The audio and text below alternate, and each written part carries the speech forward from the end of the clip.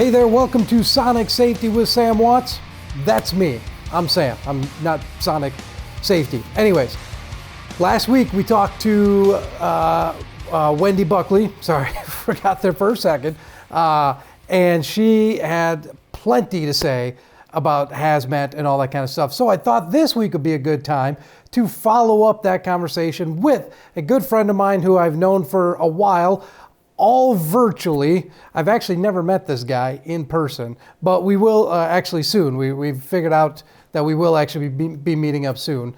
So without any further delay, let's get into my conversation with Brian Runnels. Brian, thank you so much for being on the podcast here. You are officially my second guest that I've ever had on my podcast. So that's the second place is still good. You're still on the podium. Yeah, it's still there. I can still get to shake the champagne, so I'm all right with that. yeah. No, it's great having you on. I like talking safety with safety people, and that's honestly, I've had this podcast for a while. Used to be trucking safety, now Sonic Safety, or was it trucking? Whatever it was. And I can never. I'm getting old. I can't remember. But my whole thing is like, I don't need guests. I'm just going to say what I want to say and all that kind of stuff. Well, I still do my own thing. I still say what I want to say, but there have been times where I'm like, it'd be nice to kind of bounce some of these ideas off of people who are smarter than me. And for those listening who are shocked by that statement, yes, there are people that are smarter than me out there. And one of them happens to be Brian. And so I said, hey, Brian, why don't you come on the show here and let's chat a little bit.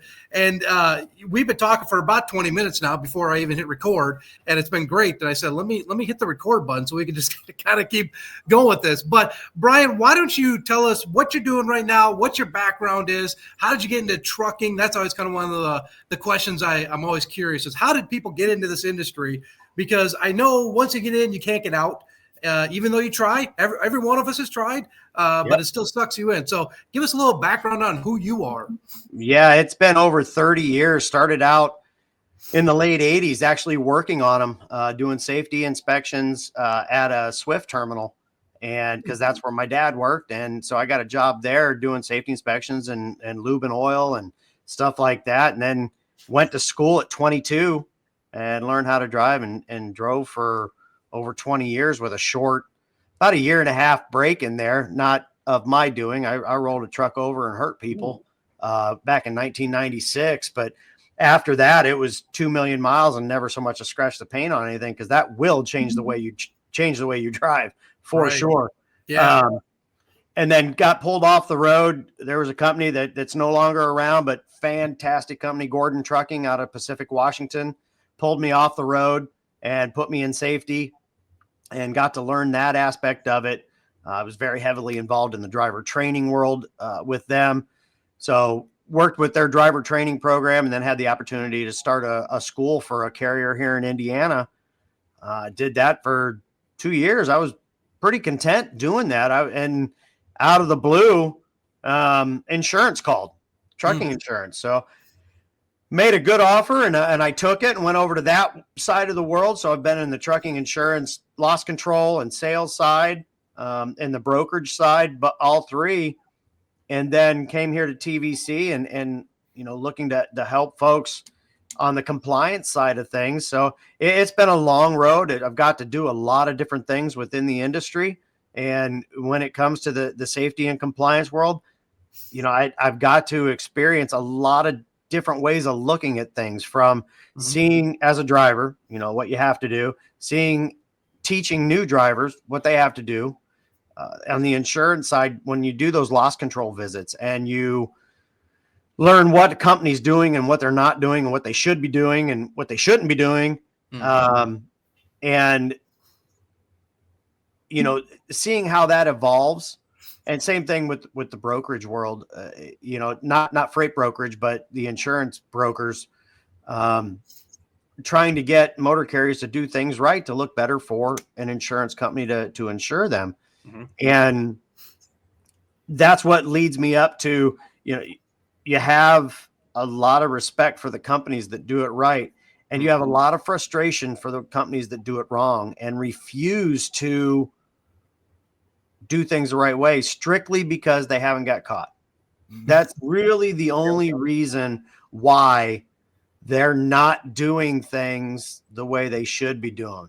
Mm-hmm. And, you know, unfortunately, that's the lack of, when you say oversight, you know, there's 1,000 folks working for the FMCSA, and there's less than that are out there doing audits on carriers. Mm-hmm. And you've got one side of a group of people that say, you know, 96% of all carriers don't have a safety rating. By God, they should have a safety rating.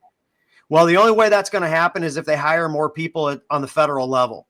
Mm-hmm. And then those same people are going to be screaming, oh, now we've got more Big Brother looking over us. So you can't have it both ways. Which way do you want it? You want a lot of carriers with no rating, or do you want more oversight and, you know, more scrutiny? Mm-hmm. Mm-hmm. You got to take it one way or the other. Yeah, 100%. And I like how you said there too that a lot of people don't take it seriously because they haven't been caught yet. That's always been one of my big pet peeves as well. And I don't think we're unique in safety as far as that's our biggest pet peeve. Because in fact, I just was talking to a guy yesterday about safety stuff, and I said, you know, a lot of people don't pay attention to it because they haven't got caught yet. But eventually, if you ignore safety, which these people tend to do, and I'm not trying to categorize everybody, but you know, it's easy to, oh, I went over the hours of service. Okay, well, I went over a day, not a big deal. Or, you know, oh, I did something over here, probably shouldn't have done that. Or I'm missing something in the driver qualification file. You know, who knows what? It doesn't really matter. You never know when you're going to get that audit. I mean, yeah, you'll get the heads up, but like, you know, you get an audit for having high CSA scores. Probably if you're ignoring your safety piece, you're also ignoring your CSA. You have absolutely no clue what that says. And then all of a sudden you get the letter. Or the one thing that I've seen a couple times is you get into a major accident, and all of a sudden now the FMCSA is going to come take a look at you, and you have nothing, you know, and that's a good way to get shut down. So I always try to remind the people, I'm glad you said that too, is like, you might not get caught by going over an hours of service issue, but eventually, if you're not paying attention to safety, you're going to get caught. I mean, it's going to catch up with you. And, you know, you've seen that. I've seen that. It happens. Well, like you said, and most likely it's going to happen after something tragic has happened. Mm-hmm. And the worst thing that I think we can call them is accidents, because it's most likely not an accident. Somebody screwed up. It's a crash. Mm-hmm. And I know that's something little, but man, that is something that just digs in my craw. It's a crash. Someone messed up.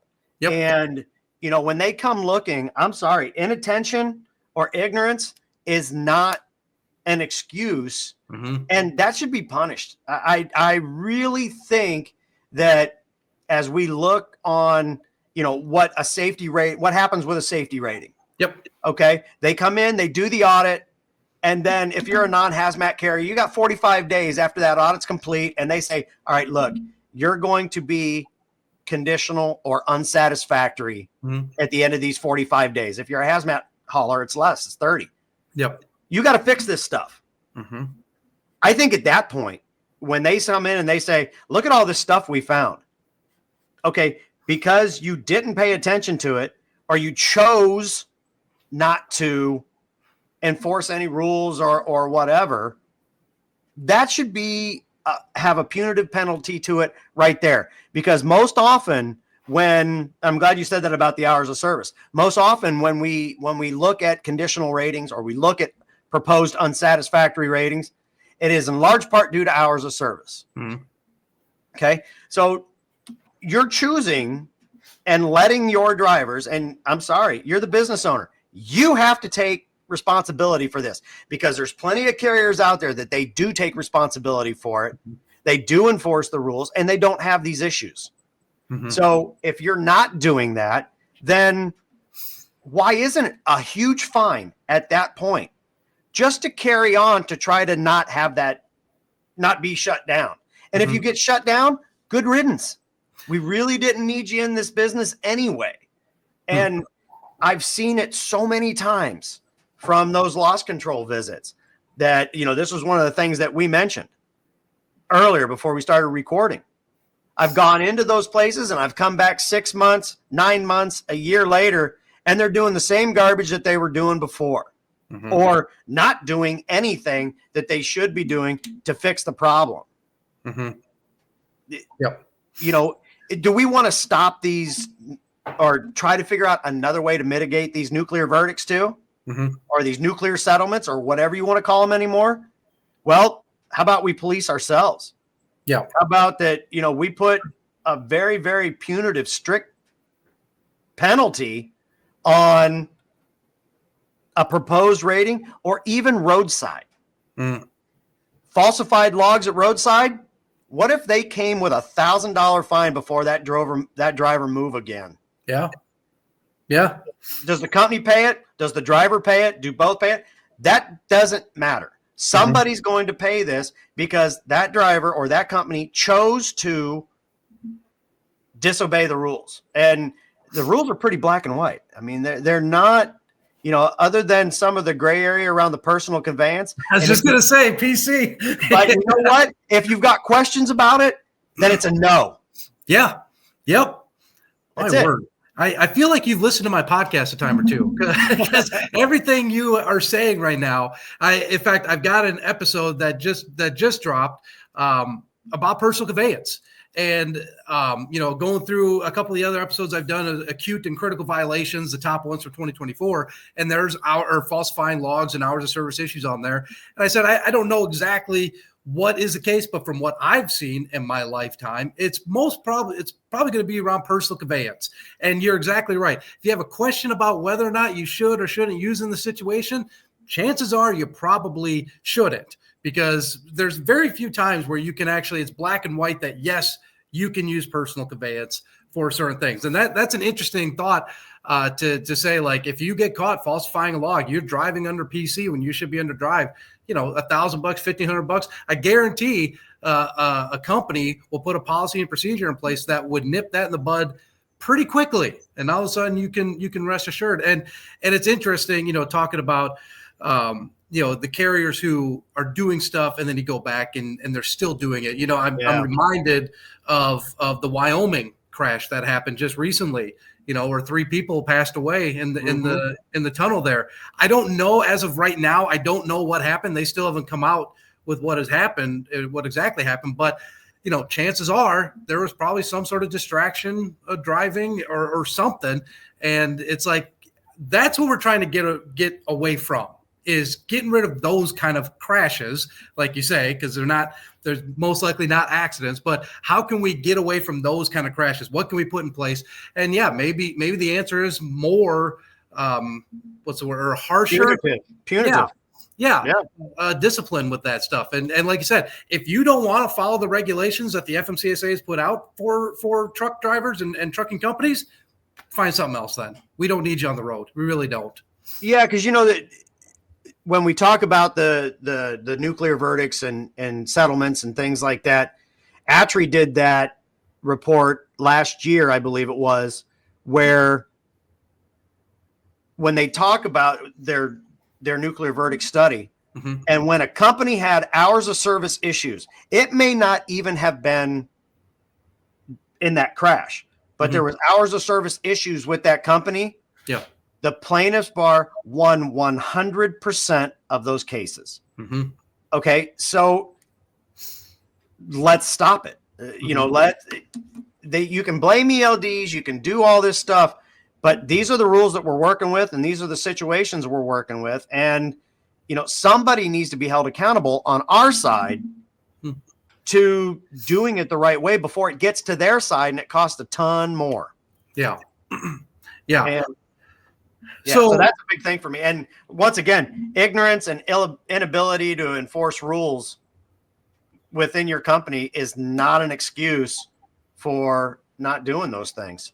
So do you think it's more, how do I put that? It's more just willingness to not pay attention to safety, or do you think it's lack of knowledge that comes, like they don't know what they don't know?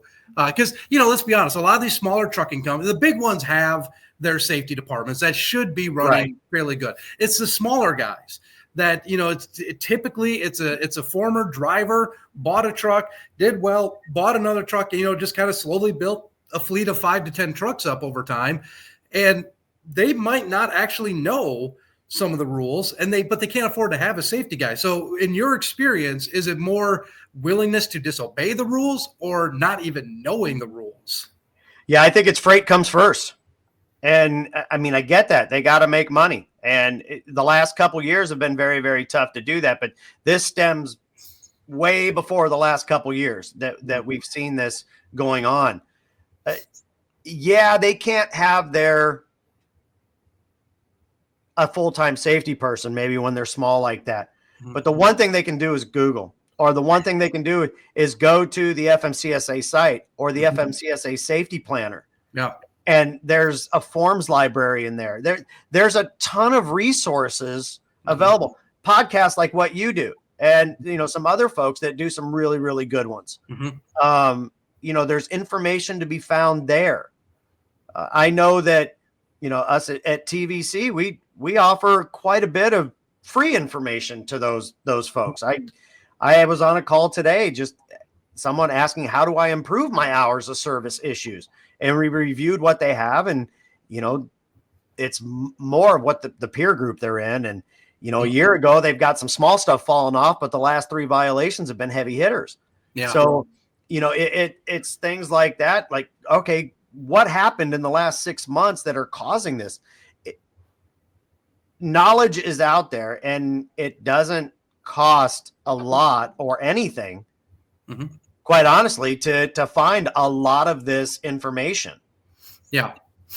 Yeah. And you're exactly right. I mean, Google is really good. You got to be a little concerned or use some discernment with it, because I have seen some stuff out there. I'm like, that's not accurate at all. But yeah. For example, we had one yesterday where a company that, their driver was caught driving about 12 and a half hours, and he said he was using the 16-hour rule. And if you Google it, it will say that the 11 hours is expanded to 16. That is not the case. The 14-hour is expanded to 16. Yeah. But the 11-hour is still 11 hours. And yes, there was some misrepresentation there. So when in doubt, go to the regs. It's not as hard as you would think to go through that and find the one that you're looking for. But there's so many of us out there too, that if you just ask the question, we just answer it. Yeah. We'll answer the question.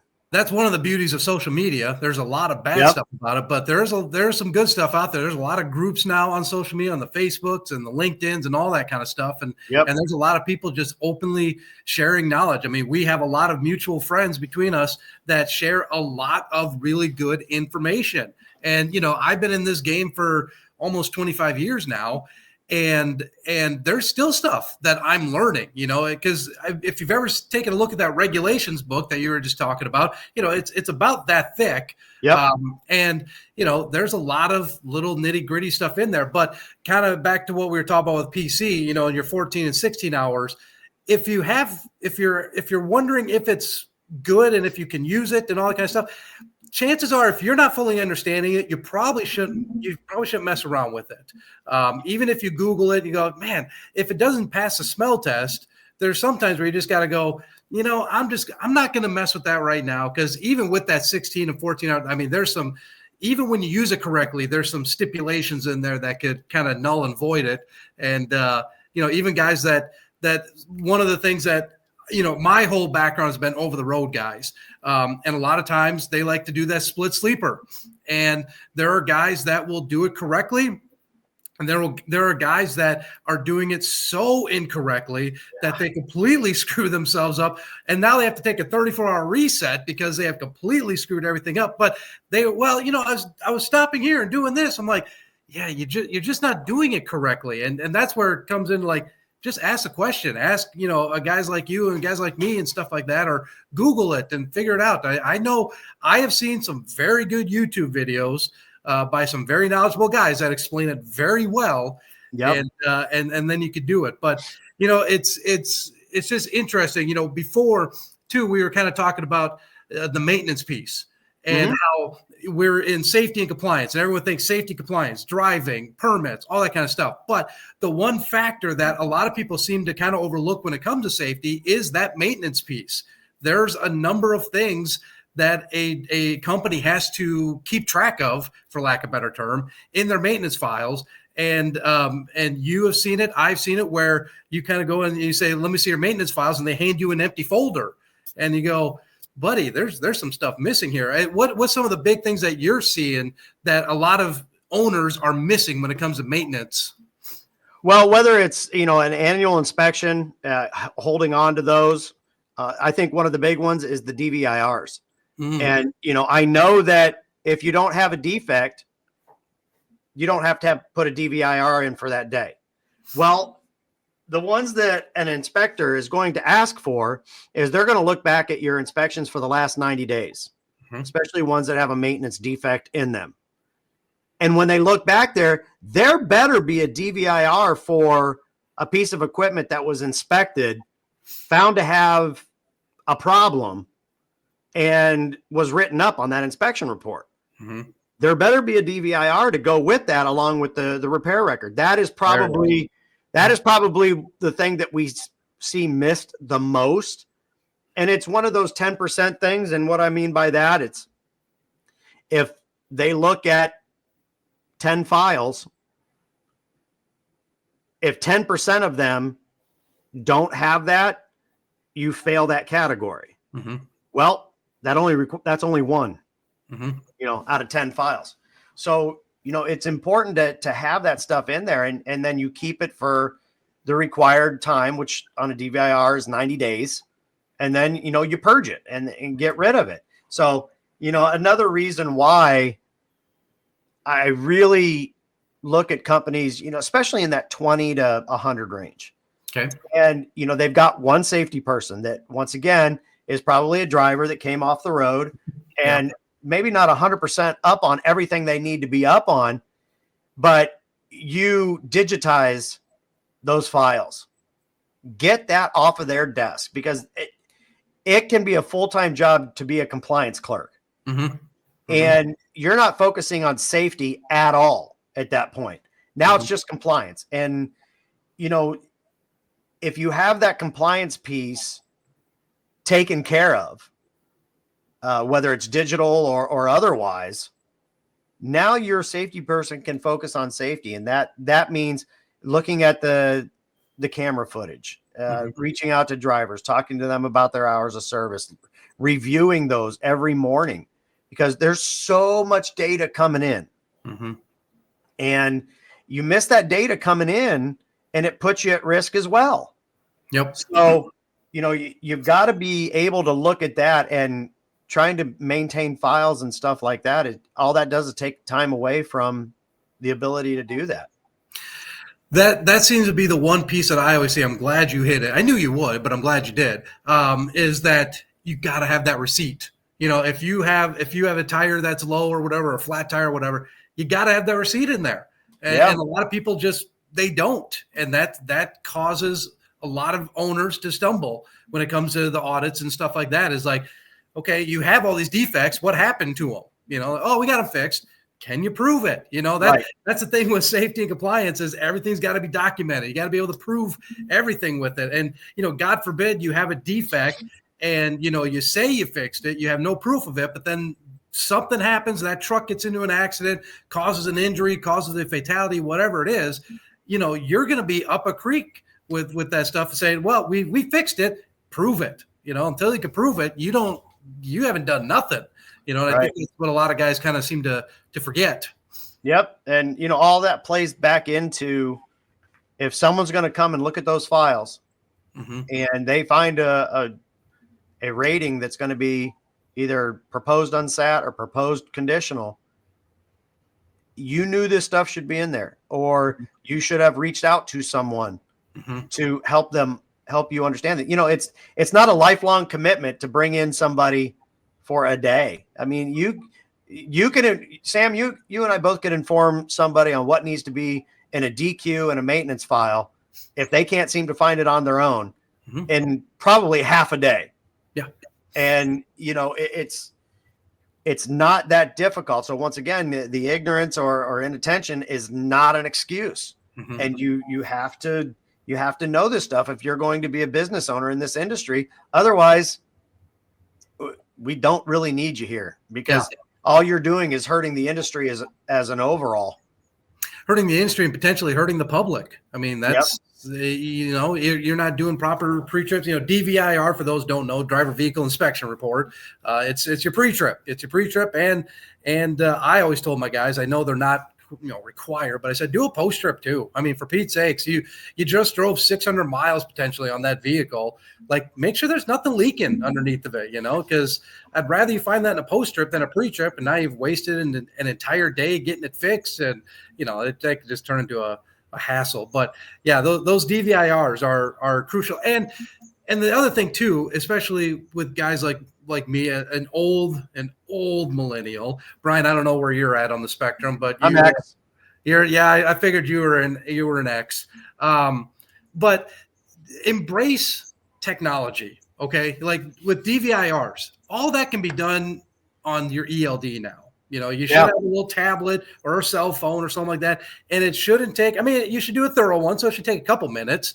But that all that stuff should be done on technology now. And I know there's some guys that just want to buck that trend, and I don't understand it. Maybe they don't like it, whatever. I'm not here to judge, but it's like, use the technology that's available to make your life a lot easier. I mean, as a safety guy, that's like you're talking about, all that data now is coming into us. I mean, my old man who was in trucking back in the mid 70s, he is just absolutely floored at the kind of data I can get now on my cell phone. So it's like, embrace that, use that, utilize it. You don't have to do everything that's out there. There's a lot of technology, but there's some really good stuff that will save you time and money and heartache and headache. But you just got to embrace it and use it correctly. Yeah. And you can definitely use the ELD to your advantage on the pre and post trip. And this is something that I've always thought made sense to me, but I always thought you should flag the pre-trip on an ELD, because the way it's stated in the FMCSRs is you do that inspection until the driver is satisfied. Well, how long does that take? How long does that take to be satisfied? For you, it could be 5 minutes. For me, it could be 9 minutes. It could be whatever it is. But the one at the end of the day, the post-trip, was typically the ones that we would have the drivers log, because now you're doing an inspection and you're putting that inspection in writing. That's the DVIR. That everything that's listed on the DVIR is in good working order. So it would seem to me that would take longer than the pre-trip would. And by the way, if you found something that went wrong throughout that whole day, now you found it at the end of the day when it's possible to get it fixed and not impact your time driving. And it's probably not going to change between the time you shut down and the time you start again. The likelihood of that happening is slim. To where the other way, you spend all that time on the pre-trip, and definitely something's could change between that and the end of the day when you put that 600 miles on. So, that's always just been a thought that was put in my head a long time ago, and it made sense to me. Because there's nothing to say you have to show a certain amount of time for either one of those inspections. Now, you show a minute or two on those inspections, you're lying. I'm sorry. You're not doing it in that amount of time. But you're showing 7, 8, 9 minutes on a pre-trip and maybe 10 or 11 on a post. That makes perfect sense to me. Sure. Yeah, I would have drivers in orientation say, like, how long do I have to do a pre-trip for? I'm like, till it's good, like till you feel like you're ready to drive the truck. I mean, they always say, well, they always said it needs to be at least 15 minutes. I'm like, okay, like if it takes 15, like take 15 minutes then to do a pre-trip. But but like you said, if you do like a minute or 2 minutes or whatever, it's like, are you sprinting around the vehicle? I mean, what are we doing? Yeah, you took a good hard look at what? Yeah. You pop the hood and like, yep, the engine's there. You put the hood back down and away you go. Yeah. Well, and the 15-minute thing, that was just because that was the shortest time frame that was available on paper logs. Right. That's why they ask it. Do we have to show 15, 30, whatever it was? Right. And, we had the orientation that you could flag it if it took you less than 8 minutes. That was legal to do on paper. and then log the 15-minute one at the end of the day. Yep. It was 100% legal to do it that way. Yep. So, yeah, I know we went down about a million different paths here in the 30-minute. But going back to the original thought, I think we really have to get to a spot where we took a long, hard look at ourselves as an industry and really make it impactful. If you're in a situation where they're going to come down with a proposed conditional or proposed unsatisfactory rating, that should hurt, because not only are you going to pay quite a bit of money to get that safety management plan put together, because I don't really ever think I've seen a successful one by a company doing it themselves. Okay. They get kicked back over and over again. And that's when those companies are operating with a conditional rating, because their safety management plan was not near what it should be, and it gets kicked back. So you're going to spend a lot of money to have you or myself or someone come in there and put that together for them. Yeah. But it should also hurt just for the fact that you didn't do what was required to keep this from happening. And pain's a good teacher, so like it hurts. You don't want to go down that. I mean, 30 seconds here. That's why I kind of got into safety, was because my father owned a small trucking company. Again, both of us operations minded, we're running the freight. We're doing all that kind of stuff. And we got our end of our first year little audit from the FMCSA, and we got hit with the conditional rating because we it was that we didn't know what we didn't know. We were just running the freight. We had come from big companies, so we had a safety department, you had an accounting department, you had all this stuff, and we just didn't know that. So after that conditional rating, we said, okay, well, we got to pay attention here now. And that's when I started getting into safety and going, how do we get out of this? And thankfully, I reached out to people, and I studied up on a lot of stuff and got us back to a satisfactory rating. And then from there, it's like, okay, well, here's a procedure we're putting in place. Here's a procedure. Like, we really started to form it and put that foundation of safety underneath the company, so that if something were to happen again, we wouldn't be where we were, because pain is a good teacher. And that conditional rating sucked big time, because you lose relationship with brokers. Your insurance premiums are higher. Your equipment vendors dry up as far as if you need stuff. I mean, everything just becomes 10 times harder to do when you get a conditional rating, and then unsatisfactory as well. Pretty much a death sentence, but it is what it is. But yeah, it is an interesting thought of maybe you should make that a little bit more painful, and maybe guys will take safety and compliance a little more seriously. I get it. Yeah, because what we've done right now, by and large, it's not working. It really isn't. Trying to coach people along and get them to do the right things, by and large, just doesn't work because they don't care. Sure. Yep. Yeah. It's a shame. It really is. Well, Brian, normally I do this supersonic safety round, but I don't know if I got time today because we had a lot of good conversation here. But here's the deal. I'll have you back on, and then we'll do it then, because I think there's a lot of stuff we haven't even touched yet that we could really go down. But I don't want to take up any more of your time. You've been very generous with it so far, and like I said, we're friends. You're going to be back on. I just know it. As much as you maybe try not to, I'll get you back on. Nope, I look forward to it. So, anyways, thank you very much, Brian. I appreciate all your insight, and we'll talk again soon. All right, Sam. Thanks. And that's that. Thank you so much for watching. I really do appreciate it. Make sure that you check out my friends over at Ewing Safety and Industrial. That's ewingsafety.com. They got everything you need when it comes to safety, tools, clothing, anything. They can get customized stuff for you. Make sure that you check them out. Great people, and they are good friends of the show. So until next time, make sure that when you're out there, you drive safe.